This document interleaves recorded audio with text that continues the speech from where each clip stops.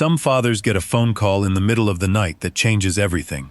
I got 3 days of silence instead, and that silence nearly broke me before my own sons ever said a word. Let me tell you what it feels like to love someone so much it starts to hurt.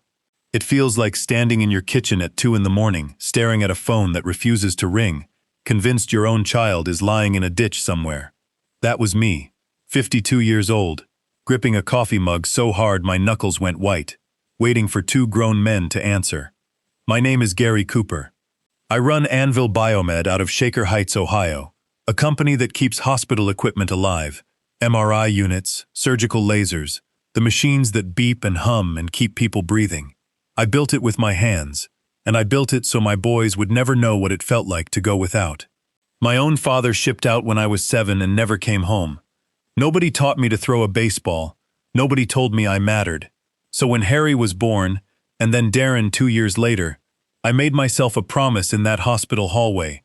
These boys will never know that kind of empty. I kept that promise for 25 years. Then, on a Tuesday in late May, it turned into the worst 3 days of my life. It started with a letter. Boring, official. A lease renewal notice for Harry's apartment in Brickell, the gorgeous high-rise with the wraparound balcony over Biscayne Bay. I was the guarantor, my name, my credit, holding the whole thing up like a beam nobody sees. The renewal was due in 5 days, and I needed one quick answer from Harry before I signed. Straight to voicemail. Fine, he's busy. I left a message and moved on. By the next afternoon, nothing. I called Darren, figuring he'd know where his brother was. Voicemail too. Both of them, same day. I told myself it was nothing. Kids get busy. By day 3, it stopped being annoying and started being terrifying. 7 calls to Harry, 5 to Darren, all voicemail. I stopped eating. Every time I closed my eyes, I saw car wrecks, saw troopers standing on my porch with their hats in their hands. I know exactly how fast this world can take someone. I lost my own father to silence like this once already. That night I sat on the edge of the bed at 1 a.m., thumb hovering over Harry's name for the 100th time. My wife Kate sat up behind me. 28 years of marriage means she can read a shift in my face before I feel it myself. "Something's wrong, Kate," I said, my voice cracking in a way it hadn't since my father's funeral. 3 days. That's not busy. That's not normal. She didn't argue. She packed a bag. That's the thing about 28 years. You learn which fights are worth having, and which ones you just get up and act on. We caught the first flight out of Cleveland the next morning. I watched the skyline shrink and thought, this might be the worst decision of my life, or it might save theirs. I had no idea which. I ran every tragedy a father's brain can invent at 30,000 feet. None of them prepared me for what was actually waiting. We landed in Miami just after 2, the heat hitting us like a wall. I rented a navigator and pointed us toward Brickell, Kate repeating the same hopeful line on a loop the whole drive, like she was trying to talk herself into believing it. I just kept saying, 3 days, Kate. 14 calls between us, not one text back. Harry's building rose out of the skyline like something from a magazine. Glass, chrome, 30 stories of wealth that made a Cleveland guy feel out of place in his own rental car. We rode the elevator up in silence. My hand was shaking when I raised it to knock. 25 years of fatherhood reduced to a man standing outside his son's door like he was about to identify a body. Then I heard it. Music, laughter, balloons taped by the doorframe, bobbing every time someone walked past a vent inside. Relief flooded through me so hard my knees nearly buckled. Thank God, they're okay. I knocked. The door swung open, and there was Harry, drink in hand, a grin frozen halfway between surprise and something colder. It curdled fast. "What are you guys doing here?" "Not Dad. Not is everything okay?" Like we were salesmen he'd have to get rid of. "I've been calling," I said. "I thought something happened to you." Kate pushed forward, hands flying to her mouth. 25 years of motherhood pouring out at once. "Oh, thank God. We thought something terrible." Harry cut her off. He rolled his eyes, full and dramatic. "We didn't answer because we didn't want to talk to you. Stop calling us. We have our own lives. You're suffocating us. Stay on your own." 4 words. I've been hit by a lot of things in my life. A garage door, a runaway MRI cart, my own father's 45-year absence. None of it landed like that. A young woman stepped up beside Harry, holding a glass of something pink, radiating a smug exhaustion. She raised her left hand slowly, a ring catching the hallway light. "I'm Haley," she said. "His fiancée. Today's our engagement party, which you're currently ruining by showing up uninvited.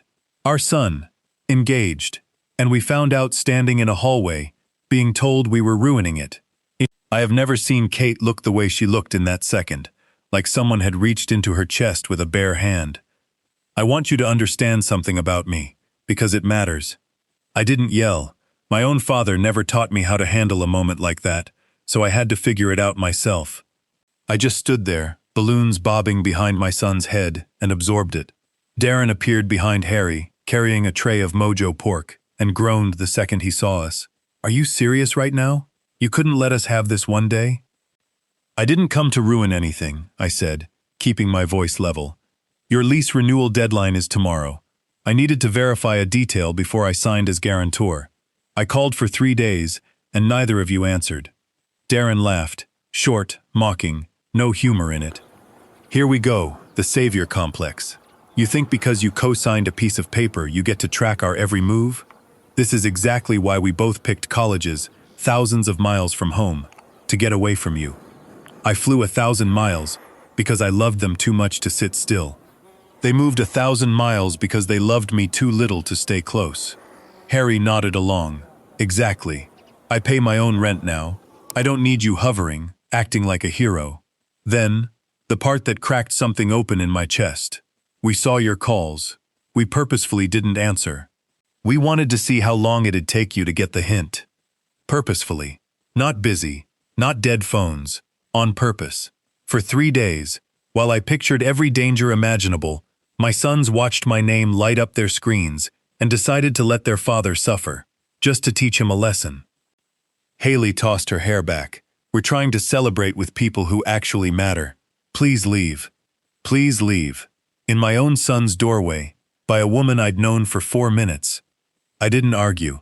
I took my sobbing wife's hand and turned toward the elevator. Behind us, Haley muttered something to Harry. I didn't catch the words. I didn't need to. The elevator ride down felt longer than the flight from Cleveland.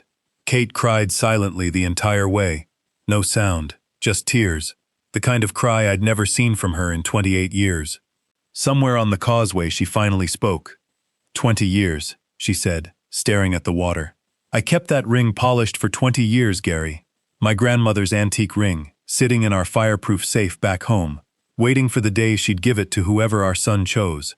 Not this, not being told she was ruining a party she didn't even know existed. The flight home was the quietest 2 hours of my life. Somewhere over Georgia, something shifted in my chest. Quiet, permanent, like a door closing in a house you thought you knew every room of. I gave them everything I never had, and somehow, in giving them all of it, I built 2 men who saw me as the villain. We walked into our house in Shaker Heights, a little after 10 that night, and Kate's knees gave out 2 steps past the front hall. She went down onto the living room rug, and she cried the way people cry when someone has died.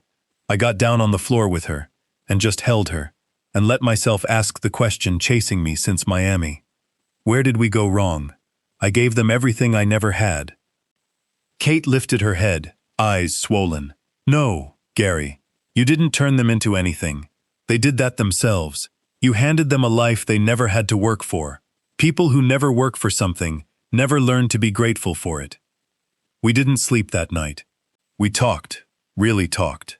And by sunrise we were aligned. Whatever happened next, we'd move together. No solo decisions. No guilt trips. I called my lawyer, Paul Hopper, at 8:02 the next morning. I need you to pull my name off Harry's lease guarantee. Today, before the renewal window closes. Paul paused. The pause of a good lawyer making sure I wasn't about to do something I'd regret by lunch. You sure? Once that lapses, there's no grace window on a place like that. I've never been more sure of anything. By 9:15 the withdrawal was filed. By noon, processed. Midnight came and went, with no signature behind that lease, for the first time in 2 years. 2 days of silence followed. The same silence that had nearly destroyed me a week earlier now felt like the most peaceful 2 days I'd had in months. Then Harry called on a Thursday afternoon, his voice tight and clipped. "Dad, there's some mistake with the lease. There's no guarantor. They're serving us a notice to vacate, doubling our rent for 7 days until we're out. There's no mistake, son. I withdrew as guarantor 2 days ago." Dead silence. "You what? Dad, why would you do that? My credit will be destroyed." "You told me to stay on my own," I said. "So I am." They didn't wait for a sheriff. Security watched them wheel their lives out on luggage carts through the same lobby where, 2 weeks earlier, they'd told their own mother she was ruining their engagement party. I didn't stop there. I revoked the collateral backing Harry's business line of credit. The bank froze his draw and demanded new security within 30 days. I informed Darren's lender in writing that I'd no longer cover any delinquencies on his Jeep. His credit alone flagged the loan as high risk, forcing an immediate restructure. I didn't do any of it in anger. I just let the financial institutions see my son's actual worth, without my shadow covering them. 3 weeks later, a rental truck pulled up to our curb in Shaker Heights. Miami had chewed them up and spit them out. No line of credit, no luxury high-rise. They'd driven 18 hours straight back to Ohio, looking like ghosts of the men they thought they were. I let them in, sat them down in the same living room where Kate had collapsed weeks earlier. Harry was crying before he cleared the doorway. Real tears this time, though real tears don't always mean real accountability. "How could you do this to us? We're your family. You're ruining our lives over a small argument." "Small argument?" My voice stayed empty. "You watched your mother and me call for 3 days while we were sick with worry, and you ignored us on purpose to teach me a lesson. Now the world is teaching you one." His face shifted into something uglier. "You're a control freak who wants to see us fail. This is a sick revenge plot because we didn't invite you to a party. I don't want to see you fail, son, but you told me you didn't need me hovering, acting like a hero. I'm honoring your wish. If you don't need me, you don't need my name on your apartment, my collateral for your business, or my signature on your debt. That's not revenge, that's adulthood." He searched for another angle. "Mom would never let this happen. You're punishing us because you're bitter." Kate stepped in from the kitchen doorway, arms crossed, voice steady. "Your dad and I are on the same page. We talked about this together." Darren finally cracked. "Mom, you can't be serious." I stood, put my hand on Kate's shoulder. "So here we are. We're leaving you alone. Good luck." I watched them finally understand this wasn't a bluff, wasn't a father who'd cave the second his sons cried hard enough in his own living room. They left that night without another word. The engine faded down the street, and Kate and I stood in a silence that, for the first time in weeks, felt like peace instead of grief. The following week, I went back to see Paul, this time about the trust. I want to rewrite it, completely. If I die first, everything goes to Kate. If she goes first, it comes to me. And if we're both gone, I paused, feeling something settle in my chest instead of tear through it.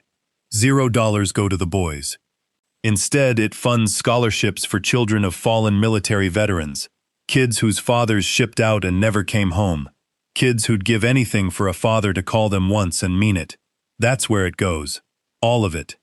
Paul didn't ask me to reconsider. He just made the note and got to work. My own father was taken from me by a deployment that never ended the way it should have. I grew up without him, and swore my children would never know that ache. And somehow, in trying to give them everything I never had, I raised 2 boys who took a loving father completely for granted. They don't need my money, they made that clear. But somewhere out there are real kids in real houses, with a folded flag on the mantle, who'd trade almost anything for a father worth calling. My legacy isn't going to the sons who pushed me out of a doorway in Miami. It's going to the children who'd actually give anything to have what they threw away. Months passed. The calls from Harry and Darren slowed, then stopped. I heard through an old family friend they'd moved into a smaller place outside the city. No more Brickleview, no more balcony over the bay. Learning the hard way what a budget looks like when your name isn't backed by someone else's signature. I won't pretend it didn't sting. Some nights it still does. But every time the ache creeps in, I remember the hallway. I remember, stay on your own. I remember my wife's face falling apart over a ring that never got its moment, and the ache settles back where it belongs. Kate and I sit on our back porch most evenings now, coffee in hand, watching the sky fade over the same Shaker Heights yard where two boys once learned to ride bikes. I stayed up half the night assembling. She reached over one evening not long ago and put her hand on mine, the way she's done 1,000 times across 28 years, and I realized something simple and true. My father died when I was 7. I spent my whole life trying to become the man he never got the chance to be. But somewhere along the way, I forgot that the only person I truly needed to protect was the woman who'd been sitting right beside me the entire time. My boys have their own lives now. They made that crystal clear, standing in a doorway in Miami. My wife and I have each other, and it turns out that's more than enough.